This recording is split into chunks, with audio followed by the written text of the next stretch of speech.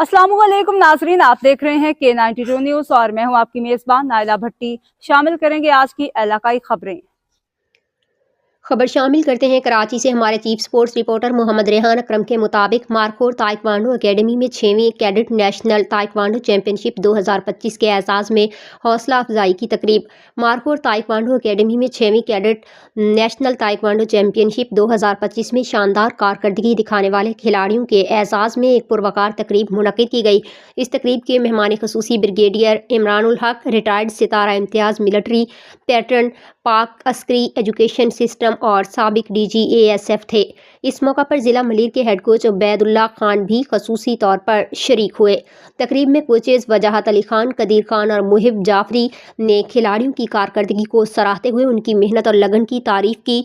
Championship में gold medal हासिल करने वाले खिलाड़ियों में अयान मिराज 38, अबीहा अहमद 48, आमना खान 37 और ईमान वकार 63 शामिल थे, जिन्हें खसूसी इनामात और तारीफ़ी असनाद से नवाजा गया। तकरीब में दीगर शिरकत करने वाले खिलाड़ियों अदीना आसिफ 60, शराफत 50, आबान खान 56, किन्जा मिराज 54, अजीज़ खान 63, मोहम्मद सबी 44 और हसीबुल्ला खान 33 को भी खिराज तहसीन पेश किया गया।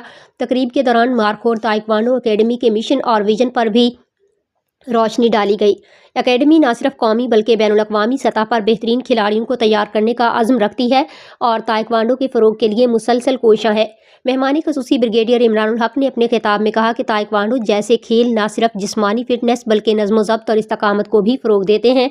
इन्होंने खिलाड़ियों की कारकर्दगी को सराहा और कोचेज़ को इस कामयाबी पर मुबारकबाद दी।